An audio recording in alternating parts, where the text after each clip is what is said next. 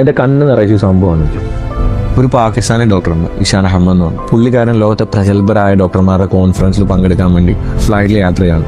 കാലാവസ്ഥയുടെ കുറേ പ്രശ്നങ്ങൾ കാരണം ഫ്ലൈറ്റ് എവിടെയോ ഒരു സ്ഥലത്ത് ലാൻഡ് ചെയ്യണം. അപ്പോൾ പുള്ളി വിമാനത്തിൻ്റെ അധികൃതരോട് സംസാരിച്ചു, എനിക്ക് ഇന്ന കോൺഫറൻസിൽ പോകാനാണ്. അങ്ങനെ ഒരു ടാക്സി ഏർപ്പാടാക്കി പുള്ളി പോവുകയാണ്. പക്ഷേ ടാക്സി നിന്നുകൊണ്ടൊരവസ്ഥ, കാലാവസ്ഥ വളരെ രൂക്ഷമാണ്.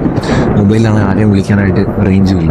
അങ്ങനെ തൊട്ടടുത്തൊരു കൂര വന്നു. പുള്ളി കൂര എടുത്ത് പോയപ്പോൾ ഒരു ഉമ്മ നമസ്കരിക്കുകയാണ്. ഉമ്മയുടെ തൊട്ടടുത്തൊരു മോനും കിടപ്പുണ്ട്. നമസ്കാരത്തിന് ശേഷം ഞാൻ അഹമ്മദ് ചോദിച്ചു, തനിക്ക് കുറച്ച് കുടിക്കാൻ വെള്ളം വേണം. വെള്ളം കുടിച്ചതിന് ശേഷം അദ്ദേഹം ചോദിക്കുകയാണ്, ഉമ്മ ഈ കിടക്കുന്ന ആരാണ്? പറയാണ്, ഇതെന്റെ പേരക്കുട്ടിയാണ്. ഇവന്റെ ഉമ്മയും പാപ്പയും ഒരു അപകടത്തിൽപ്പെട്ട് മരിച്ചുപോയി. ഇവനൊരു മാറാരോഗം പിടിപെട്ട് ഇവനെ ഞാൻ എല്ലായിടത്തും കൊണ്ട് ചികിത്സിച്ച് നിറയെ പൈസ, എന്റെ കയ്യിലുള്ള പൈസ മുഴുവനും ഞാൻ ചെലവാക്കി. പക്ഷെ ഇവന്റെ രോഗം മാറുന്നില്ല. കൊണ്ടുപോകാൻ പറ്റുന്നിടത്തെല്ലാം കൊണ്ടുപോയി, രോഗം മാറുന്നില്ല. ഇപ്പൊ നാട്ടുകാർ പറയുന്നുണ്ട്, തെക്കൻ പാകിസ്ഥാനിൽ ഡോക്ടറുണ്ട്, പ്രഗത്ഭനായ ഡോക്ടറുണ്ട്, ചിലപ്പോൾ അദ്ദേഹത്തെ കണ്ടാൽ ഇവന്റെ രോഗം മാറിയേക്കാം. പക്ഷെ അദ്ദേഹത്തിനെ കാണാനായിട്ട് എന്തെങ്കിലും പൈസ ഇല്ല. അദ്ദേഹത്തിനെ കാണാൻ വേണ്ടി എനിക്ക് കുറെ നാൾ കാത്തിരിക്കേണ്ടി വരും. പക്ഷെ ഞാൻ അള്ളാഹുവിനോട് ദുആ ചെയ്യുന്നുണ്ട്, എന്തെങ്കിലും വഴിയുണ്ടെങ്കിൽ എനിക്ക് അദ്ദേഹത്തെ കാണണം. അയാൾ അപ്പോൾ ചോദിക്കുകയാണ്, എന്താ ഉമ്മ ആ ഡോക്ടറിന്റെ പേര്? അപ്പൊ ഉമ്മ പറയുന്നു, ഇഷാനാണ്.